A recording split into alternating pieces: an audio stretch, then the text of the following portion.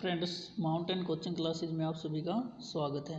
तो पिछली वीडियो में हमने हरियाणा जीके के अंदर वो कि इसका पार्ट किया था नदी तंत्र का, अपवा तंत्र का। उससे अगली वीडियो इससे ही रिलेटेड तो अपने अगली वीडियो रहेगी नहरीकरण की। तो पहला क्वेश्चन इसके अंदर हम करते हैं, हरियाणा के अंदर नहरों की कुल संख्या कितनी है। तो हरियाणा में नहरीकरण, सबसे पहले बात करें तो हरियाणा में सर्वप्रमुख जो सिंचाई का साधन है वो नहरें हैं। सिंचाई का साधन जो प्रमुख है वो कौन सा है, नहरें। और हरियाणा में नहरीकरण का जो जाल बिछाया गया है उसका जनक किसे कहा जाता है, जो चौधरी बंसीलाल को कहते हैं। किसे कहा जाता है, चौधरी बंसीलाल, जिसे आधुनिक हरियाणा का निर्माता भी कहा जाता है। चौधरी बंसीलाल जो हरियाणा के सबसे युवा और सबसे लंबे कार्यकाल के सीएम भी रहे हैं। इसके बाद नहरों की कुल संख्या कितनी है, तो नहरों की कुल संख्या कितनी है भाई, 1429। इस 1429 के अंदर इस नहरों के अंदर जो लिंक नहरें हैं ना, छोटे जो उनकी उप शाखाएँ कहते हैं, ब्रांच, उनकी भी संख्याएं शामिल हैं। तो इनकी टोटल जो संख्या बनती है वो 1429 बनती है। तो जो सिंचाई का प्रमुख साधन है वो हरियाणा में कौन सी है, नहरें हैं। और नहरीकरण का जनक किसे कहा जाता है, यानी नहरीकरण का जाल किसने बिछाया, चौधरी बंसीलाल को। सबसे ज़्यादा जो नहरों के द्वारा सिंचाई होती है वो हरियाणा के किस जिले के अंदर होती है, सिरसा में। सबसे ज़्यादा सिंचाई सिरसा में। और सबसे कम पूछे तो पंचकुला और फरीदाबाद है। पंचकुला व फरीदाबाद के अंदर सबसे कम सिंचाई होती है नहरों के द्वारा। तो हरियाणा में नहरों की कुल संख्या पूछे ना तो कितनी है, 1429 है। अगला क्वेश्चन, पश्चिमी यमुना नहर को कब निकाला गया था। क्वेश्चन नंबर 2, पश्चिमी यमुना नहर को कब निकाला गया था। अब इसके के आंसर से पहले हम बात करें, पश्चिमी यमुना नहर ये निकाली कहाँ से गई है, तो ये ताजेवाला हेडवर्क्स के से निकाली गई है भाई। कहाँ से निकाली गई है, ताजेवाला हेडवर्क्स, जो किस में पड़ता है, यमुनानगर में। यमुनानगर में। और यमुना नदी के अंदर से ये निकाली गई है 1879 में। कब निकाली गई है, 1879, 1879। अब जो पश्चिमी यमुना नहर है ये हरियाणा की सबसे लंबी नहर भी है भाई। सबसे लंबी नहर, सबसे लंबी क्योंकि इसकी लंबाई कितनी है, 3226 किलोमीटर। कुल लंबाई होगी इसकी 3226 किलोमीटर। और ये सबसे लंबी नहर, प्रमुख नहर क्यों कहा जाता है, क्योंकि ये हरियाणा के अंदर 5 लाख हेक्टेयर को, 5 लाख हेक्टेयर भूमि को क्या करती है, सिंचित। और ये 5 लाख हेक्टेयर भूमि को सिंचित करती है। तो कौन कौन से जिले इसके अंदर सिंचाई के अंदर आते हैं, तो अम्बाला आता है, करनाल आता है, कुरुक्षेत्र, रोहतक, हिसार, जींद, सोनीपत, सिरसा, इन जिलों में इससे क्या होती है, सिंचाई। अब यहाँ पे अन्य ऑप्शन की बात करें हम, जैसे कि 1355 आया है, ये भी पश्चिमी यमुना नहर से ही जुड़ा हुआ है। क्योंकि पश्चिमी यमुना नहर को सबसे पहले 1355 में खुदवाया गया। ये दिल्ली सल्तनत काल का जो तुगलक वंश है उसका शासक था फिरोज शाह तुगलक। फिरोज शाह तुगलक के द्वारा इस नहर को खुदवाया गया था सर्वप्रथम 1355 में। बाद में इसे 1879 में यमुना नदी से निकाला गया ताजेवाला हेडवर्क के पास से। और हरियाणा की सबसे लंबी नहर भी कौन सी है, पश्चिम यमुना नहर, जिसकी लंबाई है 3226 किलोमीटर। इससे अगला question, question number 3। Question number 3, Bhakra नहर किस नदी से निकाली गई है। तो भाखड़ा नहर की बात करेंगे किस नदी से निकाली गई है, तो भाखड़ा नहर किस नदी से निकाली गई है भाई, सतलुज नदी से। और सतलुज नदी ये पंजाब के अंदर नांगल बांध, पंजाब के अंदर नांगल बांध बना करके इस नहर को निकाला गया है, भाखड़ा नहर। और ये भाखड़ा नहर हरियाणा के अंदर प्रवेश करती है टोहाना से। टोहाना से हरियाणा के अंदर प्रवेश कहाँ से करती है, टोहाना से ये प्रवेश करती है। टोहाना किस में पड़ता है, फतेहाबाद के अंदर। तो भाखड़ा नहर ये हरियाणा की दूसरी सबसे बड़ी नहर भी है। और इसके से है ना 6 लाख हेक्टेयर भूमि को क्या किया जाता है, सिंचित किया जाता है। कितनी भूमि सिंचित होती है, 6 लाख हेक्टेयर। और ये प्रमुखतः किन जिलों में सिंचाई करती है, तो ये करती है हिसार, सिरसा और फतेहाबाद में। हिसार, सिरसा और फतेहाबाद के अंदर इसमें सर्वाधिक सिंचाई होती है। भाखड़ा नहर के बारे में और पढ़ें तो थोड़ा बहुत, तो भाखड़ा नहर के अंदर पानी सर्वप्रथम कब छोड़ा गया था, तो ये पानी छोड़ा गया था 8 जुलाई 1954 को, 1954 को। इसके नहर ये अंदर क्या छोड़ा गया था, पानी छोड़ा गया था। वैसे इससे बनना शुरू कब हुई थी ये, यानी इसकी खुदाई शुरू हो गई थी 1946 में। 1946 के अंदर इसकी क्या हो गई थी, खुदाई शुरू। और पहली बार पानी कब छोड़ा गया, तो 8 जुलाई 1954 को। इसके बाद भाखड़ा नहर के बाद हम बात करें ना, भाखड़ा से जुड़ा हुआ ही, भाखड़ा नहर का जो जनक है वो सर छोटूराम को कहा जाता है। और भाखड़ा जो डैम है ना, इसका सर्वप्रथम सुझाव किसने दिया था? तो सुझाव तत्कालीन पंजाब के गवर्नर थे sir Louis Dan. Sir Louis Dan, उन्होंने इसका क्या दिया था? सुझाव दिया था। और ये कब दिया था इन्होंने सुझाव भाखड़ा डैम का? 1908 में, 1908 में भाखड़ा डैम। तो भाखड़ा नहर है, ये कहाँ से निकाली गई है? सतलुज नदी के अंदर नांगल बांध बना करके, और ये हरियाणा की दूसरी सर्वप्रमुख नहर है। अगले क्वेश्चन पे बड़े, क्वेश्चन नंबर 4। क्वेश्चन नंबर 4 की बात करें, जवाहरलाल नेहरू नहर किस नहर से निकाली गई?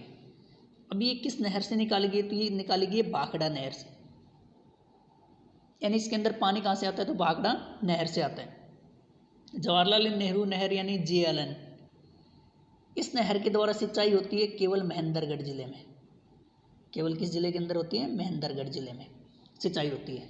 और इसमें पहली बार पानी छोड़ा गया था 1976 में, 1976 में। और ये कृषि विकास कार्यक्रम के सूखा राहत कार्यक्रम के तहत इस नहर परियोजना का क्या किया गया था? निर्माण किया गया था। तो इसके अंदर पानी कहाँ से आता है? भाखड़ा नहर से आता है, जो हरियाणा की दूसरी सर्वप्रमुख नहर है। और हरियाणा की सबसे प्रमुख नहर कौन सी है? पश्चिमी यमुना नहर। एक और ऑप्शन है इसके अंदर, इंदिरा नहर या इंदिरा कैनाल। तो ये एशिया की सबसे बड़ी नहर है भाई। इंदिरा कैनाल क्या है? एशिया की सबसे बड़ी नहर। और इसका सर्वाधिक, इंदिरा नहर का जो सर्वाधिक पानी का जो प्रयोग है ना, वो कौन सा राज्य करता है भाई? सर्वाधिक पानी का प्रयोग करता है राज्य करता है, कौन सा करता है? तो राजस्थान। लेकिन क्वेश्चन यहाँ पे आता है, इंदिरा नहर के द्वारा अपने केवल हरियाणा की एक जिले की सीमा को छूती है इंदिरा कैनाल या इंदिरा नहर। किसके को छूती है भाई? सिरसा जिले को। एकमात्र जिला कौन सा है? सिरसा। इसकी सीमा को छूती है इंदिरा कैनाल। तो इंदिरा कैनाल एकमात्र, ये भी 6-7 बार HSSC के द्वारा इस क्वेश्चन को पीछे प्रीवियस एग्जाम के अंदर पूछा जा चुका है। तो जवाहरलाल नेहरू नहर के अंदर पानी कहाँ से या किस नहर से निकाली गई? तो ये भाखड़ा नहर से निकाली गई। अगला भाई क्वेश्चन नंबर 5, भाखड़ा नहर के द्वारा कितनी भूमि सिंचित होती है? तो ये क्वेश्चन मैं पहले भी इसका आंसर बता चुका हूँ मैं आपको। तो इसके द्वारा होती है 6 लाख हेक्टेयर भूमि। और इसमें सर्वप्रमुख जिले कौन से हैं? सिरसा है, हिसार है और फतेहाबाद है। सिरसा, हिसार और फतेहाबाद। तो 6 लाख हेक्टेयर भूमि को क्या करती है? सिंचित। 5 लाख हेक्टेयर ये पश्चिमी यमुना नहर के द्वारा सिंचित होती है। तो भाखड़ा नहर के द्वारा कितनी भूमि? 6 लाख हेक्टेयर भूमि को क्या किया जाता है? सिंचित किया जाता है। Question number 6। क्वेश्चन नंबर 6 की बात करें, हरियाणा की सबसे छोटी नहर कौन सी है? इंपॉर्टेंट क्वेश्चन है, हरियाणा की सबसे छोटी नहर कौन सी है? कई बार ये पूछा गया है HSSC के द्वारा। तो भिवानी नहर हरियाणा की सबसे छोटी नहर है। भाखड़ा नहर दूसरी सबसे बड़ी नहर है। पश्चिमी यमुना नहर ये हरियाणा की सबसे बड़ी नहर है। और हरियाणा की दूसरी सबसे, यानी सेकंड नंबर पे कौन सी आती है भाई? तो ये भाखड़ा आती है। और फर्स्ट पे कौन सी आती हैं? तो पश्चिमी यमुना नहर। और सबसे छोटी कौन सी आती है? तो पूछे तो भिवानी नहर को सबसे छोटी नहर कहा जाता है। हरियाणा की सबसे छोटी नहर कौन सी है? भिवानी नहर। Question number 7। क्वेश्चन नंबर 7 के बारे में पढ़े हम, भिवानी उत्पादक सिंचाई परियोजना को अन्य किस नाम से जानते हैं? तो भिवानी उत्पादक सिंचाई परियोजना को अन्य किस नाम से जानते हैं? इंपॉर्टेंट क्वेश्चन है। तो इसे जानते हैं वीरेंद्र नारायण चक्रवर्ती नहर। और ये वीरेंद्र नारायण चक्रवर्ती यानी BN चक्रवर्ती, ये क्या थे? पूर्व राज्यपाल थे, हरियाणा के पूर्व राज्यपाल। वैसे BN चक्रवर्ती से एक क्वेश्चन और भी बनता है, सबसे लंबे कार्यकाल के राज्यपाल भी किन्हें कहा जाता है? वीरेंद्र नारायण चक्रवर्ती को कहा जाता है। इनके नाम से भिवानी उत्पादक सिंचाई परियोजना का नाम रखा गया है। और इसके द्वारा भिवानी जिले की 1 लाख हेक्टेयर भूमि, 1 लाख हेक्टेयर भूमि को क्या कहते हैं? सिंचित करती है भिवानी उत्पादक सिंचाई परियोजना के द्वारा। 1 लाख हेक्टेयर भूमि को क्या कहते हैं? सिंचित किया जाता है। और इसकी कुल लंबाई पूछे तो 220 किलोमीटर है। कुल लंबाई कितनी है इसकी? 220 किलोमीटर भिवानी उत्पादक सिंचाई परियोजना की। तो पूर्व राज्यपाल वीरेंद्र नारायण चक्रवर्ती के नाम से जाने जाते हैं, जो हरियाणा के सबसे लंबे कार्यकाल के राज्यपाल भी रहे हैं। इससे अगले क्वेश्चन के ऊपर पढ़े हम, क्वेश्चन नंबर 8। इंपॉर्टेंट क्वेश्चन है भाई, अंबाला जिले में सिंचाई और पेयजल हेतु कौन सी नहर परियोजना है? तो अम्बाला जिले में पहले है ना सिंचाई और पेयजल की जो पूर्ति होती थी वो होती थी वर्षा से। पहले किससे होती थी? वर्षा से।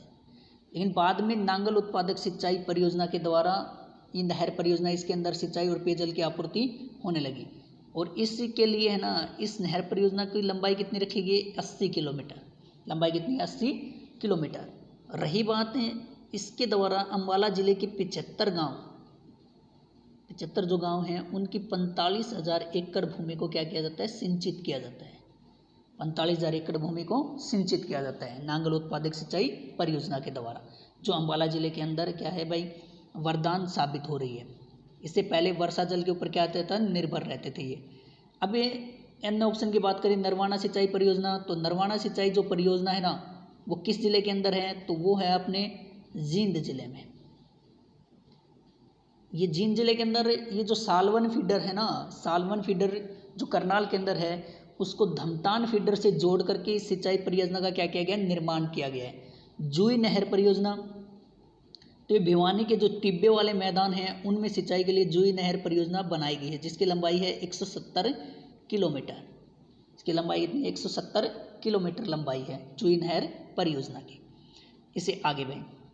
क्वेश्चन नंबर 9,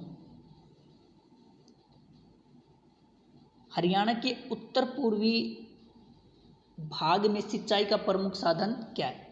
तो इस क्वेश्चन के आंसर से पहले मैं आपको बता दूं, हरियाणा को सिंचाई के हिसाब से 4 भागों में बांटा गया है। कितने भागों में बांटा गया है भाई? 4 भागों में। उत्तर पूर्वी भाग, दक्षिण पूर्वी भाग, मध्यवर्ती भाग और रेतीला भाग। उत्तर पूर्वी भाग, दक्षिण पूर्वी भाग, मध्यवर्ती भाग और रेतीला भाग, इन 4 भागों में इन्हें बांटा गया है। तो यहाँ पे क्वेश्चन क्या है? उत्तर पूर्वी भाग में सिंचाई का प्रमुख साधन क्या है? तो उत्तर पूर्वी भाग में अपने अम्बाला, यमुनानगर और पंचकुला जिले पड़ते हैं, जो पहाड़ी एरिया है वहाँ पे। तो उनके अंदर है ना सिंचाई का जो साधन है वो क्या है? वर्षा जल है। सिंचाई का साधन क्या है? वर्षा जल। अन्य ऑप्शन की बात करें हम, तो अन्य ऑप्शन में हम पहला ऑप्शन उठा करके चले, कुएं और नलकूपों के द्वारा। तो हरियाणा में कुएं और नलकूपों के द्वारा है ना हरियाणा के किस भाग में सिंचाई होती है? तो बात करें तो वो होती है अपने कुएं और नलकूपों के द्वारा किस भाग में सिंचाई होती है? तो ये होती है अपने मध्यवर्ती भाग में। मध्यवर्ती भाग के अंदर क्या होती है? सिंचाई कुएं और नलकूपों के द्वारा। मध्यवर्ती भाग में कौन कौन से जिले पड़ते हैं? कुरुक्षेत्र हो गया, करनाल, सोनीपत, पानीपत, रोहतक और जींद। कुरुक्षेत्र, करनाल, सोनीपत, पानीपत, रोहतक और जींद, जहाँ पे सिंचाई का प्रमुख साधन क्या है? कुएं और नलकूप। ऑप्शन बी है नलकूप और नहरों के द्वारा। नलकूप और नहरों के द्वारा दक्षिण पूर्वी भाग में।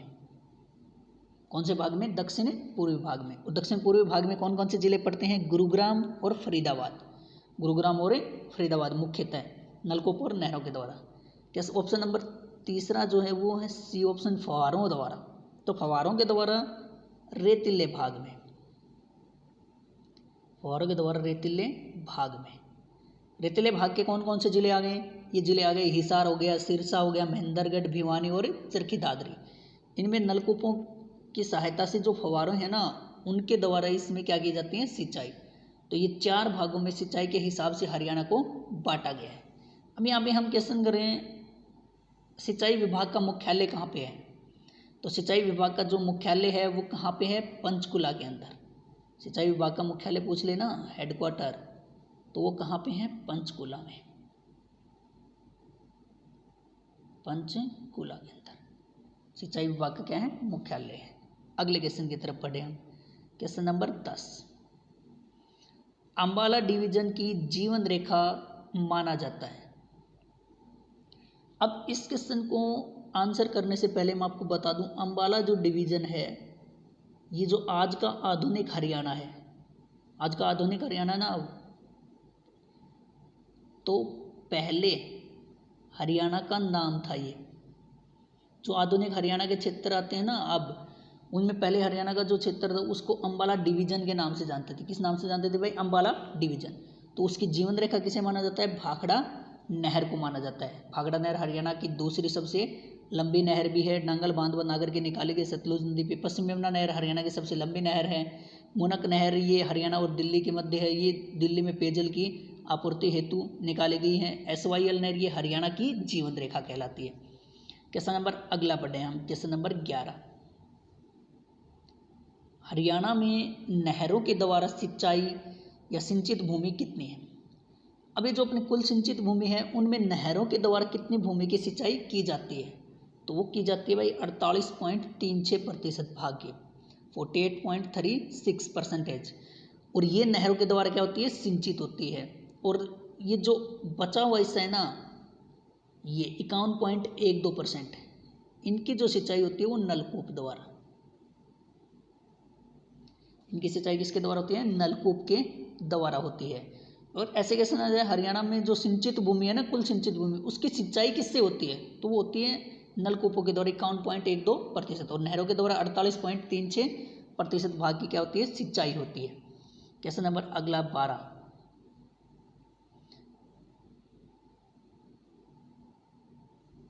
क्वेश्चन नंबर 12, मुनक नहर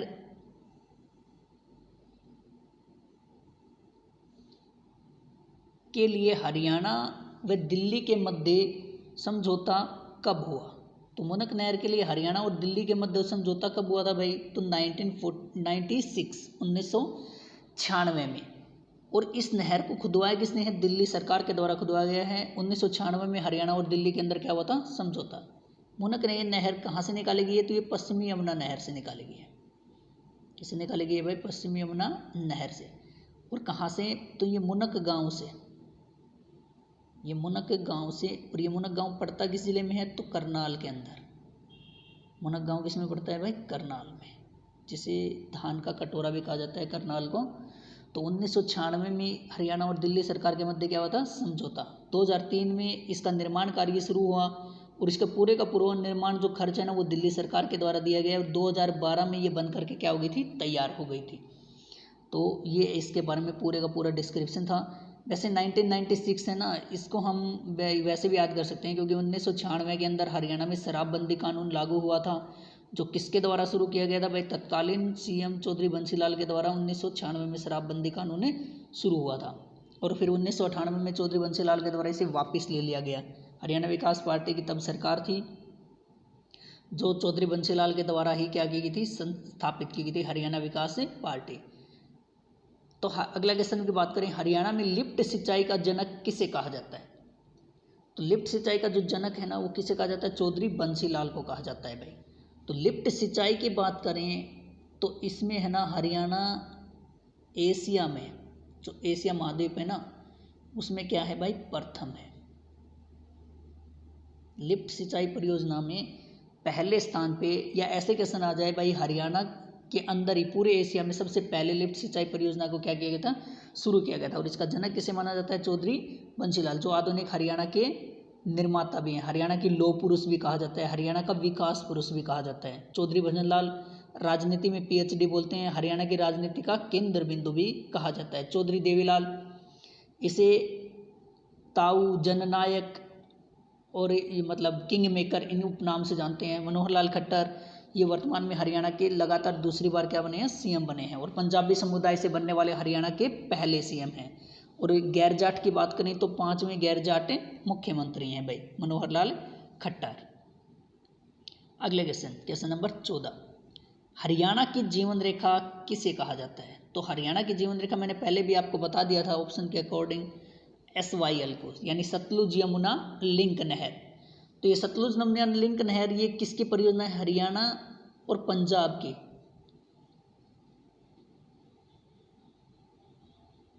हरियाणा और पंजाब की संयुक्त परियोजना है SYL। इसकी कुल लंबाई की बात करें SYL की, तो SYL की जो कुल लंबाई है ना, वो कितनी है भाई? 212 किलोमीटर। लंबाई कितनी है? 212 किलोमीटर। जिसमें हरियाणा का हिस्सा कितना आता है? 91 किलोमीटर तो हरियाणा के अंदर, और 121 किलोमीटर ये पंजाब के अंदर ये हिस्सा आता है। हरियाणा ने तो अपना हिस्सा खुदवा भी दिया था चौधरी बंसीलाल के द्वारा, लेकिन आज तक इस नहर के अंदर क्या नहीं आया? पानी नहीं आया। लेकिन इसको क्या कहा जाता है? हरियाणा की जीवन रेखा कहा जाता है। अकॉर्डिंग टू विकीपीडिया के अनुसार इसकी लंबाई 214 दिखा रखी है भाई। तो 214 के अंदर हरियाणा की तो हो जाएगी 92 और इसकी हो जाएगी 122 किलोमीटर। वैसे मतलब एक्चुअली में वास्तविक रूप से इसकी लंबाई 212 किलोमीटर ही है। तो हरियाणा की जीवन रेखा किसे कहते हैं? SYL नहर को। और पानी के बंटवारे के लिए, यानी शुरुआत में पानी के बंटवारे के लिए SYL के अंदर ये हो गया था 24 मार्च 1976 को अधिसूचना भारत सरकार के द्वारा क्या गई थी? जारी की गई थी। लेकिन आज तक इसके अंदर पानी नहीं आया है भाई। अगला क्वेश्चन नंबर, अगले की बात करें हम, गुड़गांव नहर कहाँ से निकाली गई है? ये अपना आज का लास्ट क्वेश्चन है भाई, गुड़गांव नहर कहाँ से निकाली गई है? तो गुड़गांव नहर को कहाँ से निकाला गया है? तो ओखला बैराज से। गुड़गांव नहर कहाँ से निकाली गई? ओखला बैराज। और ये ओखला बैराज जो है ये यमुना नदी पे है भाई। कौन सी नदी पे है? यमुना पर। और कहाँ पे है? दिल्ली में। दिल्ली के अंदर ये ओखला बैराज है, वहाँ से यमुना नदी के ऊपर है ये, वहाँ से ये गुड़गांव नहर निकाली गई है। तो गुड़गांव नहर के द्वारा कितनी भूमि सिंचित होती है? तो 3.5 लाख हेक्टेयर भूमि इसके द्वारा क्या की जाती है? सिंचित। और गुड़गांव नहर से प्रमुखतः कौन कौन से जिले सिंचित होते हैं? तो गुरुग्राम और फरीदाबाद। पीछे मेवात के भी कुछ गांव इससे क्या किए गए भाई? जोड़े गए थे। मेवात के भी कुछ गांव इससे जोड़े गए थे। वैसे मेवात फीडर है ना, नई नहर परियोजना है हरियाणा सरकार की, मेवात फीडर परियोजना। दूसरा ऑप्शन की बात करें यहाँ पे, अपना दूसरा ऑप्शन है हथनीकुंड बैराज। ये यमुना नदी पे बनाया गया है भाई। कौन सी नदी पे? यमुना नदी पे। और ये हरियाणा का सबसे बड़ा कंक्रीट निर्मित बांध भी है, हथनीकुंड बैराज। और इसे मछुआरों का स्वर्ग भी कहा जाता है। मसानी बैराज ये साहिबी नदी पे है भाई। ये किस नदी पे है? साहिबी नदी पे, जो दक्षिणी अपातंत्र की हरियाणा में प्रमुख नदी है, जो रेवाड़ी के लोगों के लिए स्वर्ग भी कहा जाती है। तो मसानी बैराज मसानी गांव के अंदर है, जो धारुएड़ा रेवाड़ी में पड़ता है। मसानी गांव किस में पड़ता है? धारुएड़ा रेवाड़ी के अंदर। तो ये मसानी बैराज बनाया गया। तो ये आज के जो क्वेश्चन थे भाई, क्वेश्चन नंबर 15 के साथ ही अपने आज की क्लास जो क्या मतलब कंप्लीट होती है। तो नहरीकरण से जुड़े हुए जितने भी क्वेश्चन अपने हरियाणा के बन रहे थे, मैंने वो आपको सारे के सारे इसके अंदर पूरे करवाने की कोशिश की है। तो वीडियो अगर अच्छी लगी हो तो आप लाइक, शेयर और चैनल को सब्सक्राइब जरूर कीजिएगा। धन्यवाद।